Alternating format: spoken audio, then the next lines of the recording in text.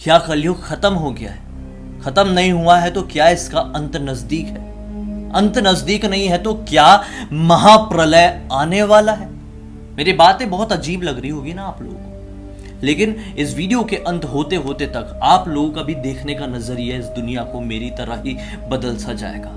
क्योंकि आज के इस वीडियो में हम लोग डिस्कस करने वाले हैं भगवान विष्णु के महाअवतार भगवान श्री कृष्ण के एक ऐसे मंदिर के बारे में जहां पर भगवान श्री कृष्ण का स्वयं साक्षात दिल आज भी मौजूद है। जी हां, मैं बात कर रहा हूं उड़ीसा के जगन्नाथपुरी में मौजूद जगन्नाथ मंदिर के बारे में। दरअसल ये मंदिर अपने आप में एक बहुत बड़ा चमत्कार है, एक बहुत ही खास और बिल्कुल अलग मंदिर है, पूरी दुनिया में मौजूद एकमात्र ये। लेकिन पिछले 800 सालों में इस मंदिर के साथ कुछ भी अलग नहीं हुआ, कुछ भी ऐसा विपरीत नहीं हुआ जो इस मंदिर के चमत्कारों के नियम के विपरीत है। इस मंदिर के चमत्कार के बारे में हम डिस्कस करेंगे और फिर हम बात करेंगे उसकी, जिससे ये समझ में आ सकता है कि महाप्रलय इस दुनिया में आने वाला है। दरअसल ये मंदिर के ऊपर लगा हुआ है एक ऐसा चक्र जिसे सुदर्शन चक्र भी कहा जाता है। इस चक्र को आप किसी भी डायरेक्शन से देख लें, आपको ऐसा प्रतीत होगा कि ये चक्र आपको ही फेस कर रहा है। चक्र के पास लगा हुआ है मंदिर के ऊपर ही एक बड़ा सा झंडा। ये झंडा जो होता है ना, ये हवा के विपरीत डायरेक्शन में ही लहराता है। दरअसल आमतौर में आम दुनिया में क्या होता है, हवा अगर ऐसी चल रही है, मतलब यहां से यहां चल रही है, तो जो झंडा आपने लगाया वो भी ऐसा ही लहराएगा ना। लेकिन यहाँ का झंडा कैसा है कि हवा अगर ऐसी आ रही है तो झंडा ऐसा लहराएगा इस डायरेक्शन में। ये तो एक बहुत ही बड़ा चमत्कार है। आगे बात करते हैं। इस मंदिर के जो गुम्बद है, इसकी परछाई कभी बनती ही नहीं, किसी ने देखा ही नहीं। अगले चमत्कार की बात करें तो इस मंदिर के अंदर, मंदिर के पट के अंदर जैसे ही आपने पहला कदम रखा तो बाहर से आ रही समुद्र के लहरों की आवाज पूरी तरह से बंद हो जाएगी। और जैसे ही आप मंदिर के पट से बाहर निकले तो आप लोगों को बाहर से आ रही समुद्र की लहरों की आवाज फिर से आने लगेगी। मंदिर के बेहद नजदीक है यहाँ का समुद्र। लेकिन यह चमत्कार कैसे होता है कि आप ऐसे दरवाजे के अंदर घुसे, आवाज बंद, आप बाहर निकले, आवाज आने लगी। चलिए और अगला चमत्कार की बात करते हैं। इस मंदिर में मौजूद है, इस मंदिर की रसोई में मौजूद है ऐसे बहुत सारे बर्तन जो कि मिट्टी के, और इन्हीं मिट्टी के बर्तनों में यहाँ पे आने वाले श्रद्धालुओं के लिए प्रसाद बनता है। अब यहाँ पे प्रसाद बनाने के भी कुछ अलग से नियम है।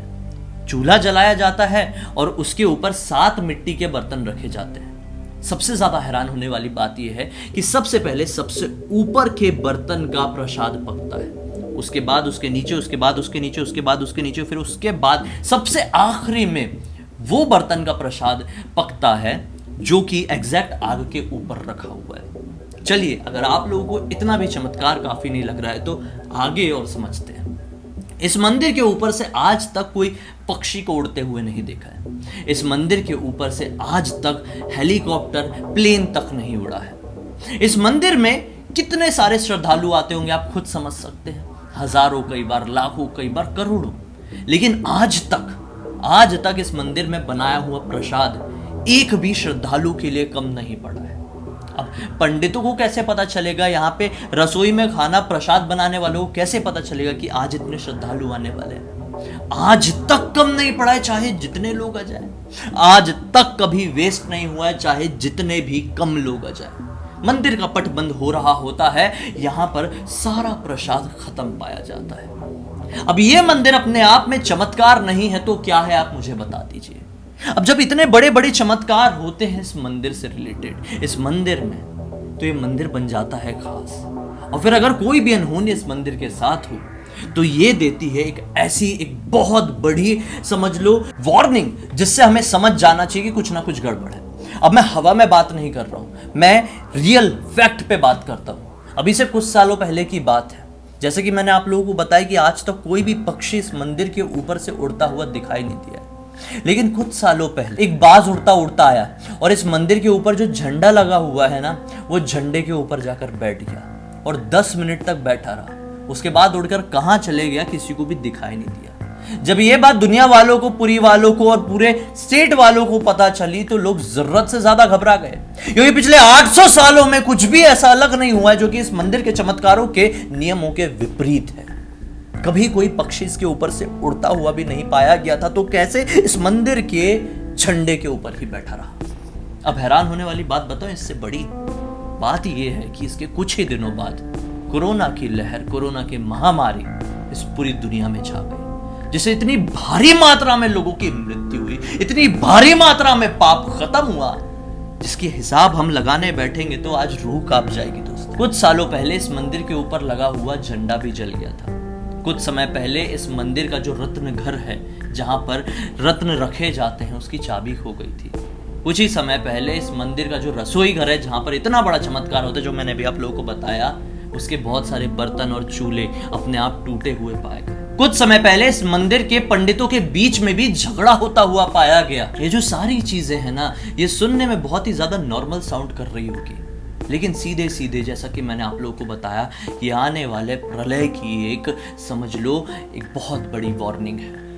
बहुत सारी भविष्यवाणियों में बहुत सारे भविष्य वक्ताओं ने इस मंदिर के बारे में डिस्कस किया है, और डिस्कस में यही चीजें सामने आई है कि इस मंदिर के नियमों के विपरीत अगर कुछ हुआ जो कि प्राकृतिक होगा, तो समझ जाना कि इस दुनिया में बहुत बड़ी परेशानी आने वाली है। प्रलय आने वाला है, शायद महाप्रलय। इसी को जोड़कर बहुत सारे लोग ये बोल रहे हैं कि ये पॉसिबिलिटी है कि कलयुग का अंत नजदीक है।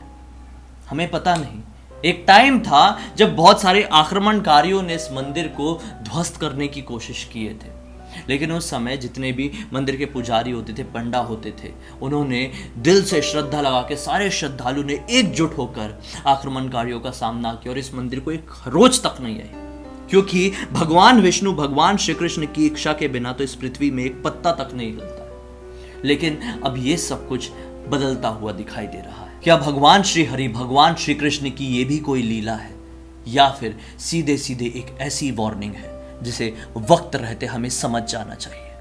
आप लोगों को क्या लगता है? अपनी राय कमेंट सेक्शन में जरूर बताइए। अब तक इस वीडियो को देखे हैं तो इस वीडियो को लाइक करके अपने दोस्तों और परिवार वालों के साथ जरूर शेयर करना। मुझे पहली बार देख रहे हैं तो इस चैनल को सब्सक्राइब करके बेल आइकन दबा के ऑल के ऑप्शन में क्लिक करना, क्योंकि इसी तरह के हैरान कर देने वाले और खौफनाक वीडियोस रेगुलरली आप लोगों के सामने लेके आते रहता हूँ। इंस्टा के लिंक इस वीडियो के डिस्क्रिप्शन बॉक्स में क्लिक करके डायरेक्टली वहां पर भी पहुंच जाएगा। और हाँ, 10 बजे आज रात मुझे सोनी टीवी पर देखना मत भूलिए। मेरा एक नया अवतार, एक अलग रूप आप लोगों को देखने मिलेगा। चलिए, कल फिर से आप लोगों के सामने जाहिर हो जाऊंगा। तब तक के लिए बहुत बहुत धन्यवाद। आपका दिन शुभ हो।